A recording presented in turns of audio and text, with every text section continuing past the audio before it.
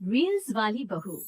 प्रज्ञा को रील्स बनाने का बड़ा ही क्रेज है और वो दिन भर रील्स बनाती रहती है। खाते पीते घूमते फिरते घर में कॉलेज में रील्स बनाने के कारण प्रज्ञा पूरे कॉलेज में हाईलाइटेड है।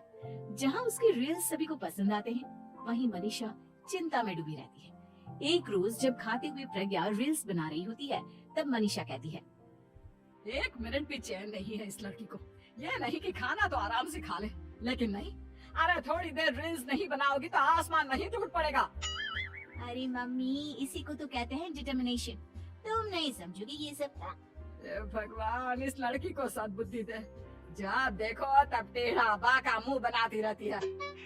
मनीषा की बात का प्रज्ञा पर जरा भी असर नहीं होता और वो खाते खाते रील्स बनाती रहती है। दिन बीतने लगते हैं और देखते देखते प्रज्ञा का कॉलेज भी खत्म हो जाता है।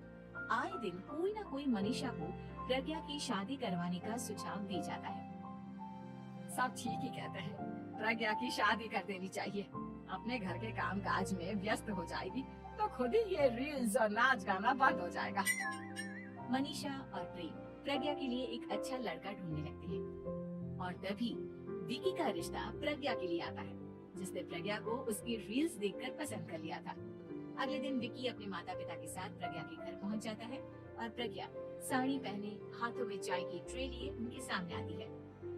जब विकी को पसंद है तो हमें भी बहू पसंद है। बहन जी, आप बारात की तैयारी कीजिए। एक बार लड़का लड़की अकेले में बात कर ले तो अच्छा रहेगा। हाँ हाँ, क्यों नहीं। मनीषा विकी को प्रज्ञा के कमरे में भेजती है, जहाँ प्रज्ञा पहले से ही रील्स बना रही होती है।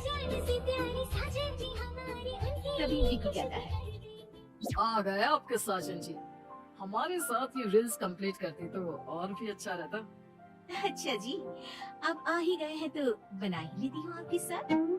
दोनों मिलकर रील्स बनाते हैं। जब वी मीट और तुरंत पोस्ट भी कर देते हैं। फिर विकी कहता है, जब आप साड़ी में चाय लेकर आए तब मुझे लगा कि कहीं मैं गलत घर में तो नहीं आ गया। आप सही है। दोनों की शादी पक्की हो जाती है और शादी के दिन भी प्रज्ञा रील्स बनाने से चूकती नहीं। यहाँ तक कि बारात के समय भी नाचते हुए रील्स बनाती है। सभी लोग प्रज्ञा की तारीफ के पुल बांध देते हैं और प्रज्ञा नाचती गाती अपने ससुराल चली जाती है। सब कुछ अच्छा चल रहा होता है। प्रज्ञा यहाँ भी दिन भर हर चीज की रील्स बनाती रहती है। लेकिन कुछ दिनों के बाद जब सुनीता कहती है, बहू, ये रील्स के साथ साथ कुछ काम भी कर लिया करो। वैसे तुझे और क्या क्या बनाना आता है? मम्मी जी, वैसे तो सब कहते हैं कि मैं सब कुछ अच्छा बनाती हूँ, लेकिन मुझे लगता है कि मैगी अच्छा बना लेती हूँ। हाँ, कॉफी भी अच्छा बना लेती हूँ और मुंह तो सबसे अच्छा बना लेती हूँ। है? अच्छा अच्छा। सुनीता अपना माथा पकड़ लेती है और कहती है, बहू, कुछ खाना बनाना भी सीख लेती। मम्मी जी, मैं लंबी प्लानिंग कर रही हूँ। जल्दी ही मैं इतनी फेमस हो जाऊंगी कि मुझे पैसे मिलने लगेंगे।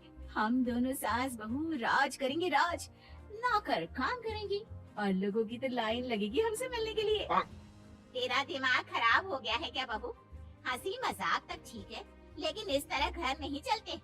जितना जल्दी हो इस घर के तौर तरीकों को सीख लो। प्रज्ञा मुंह घुमाकर चली जाती है और तुरंत उसी वक्त एक रील बनाती है। ये देख सुनीता का गुस्सा 7वें आसमान पर चला जाता है और विकी के घर आती ही सुनीता उसे सब कुछ बताती है।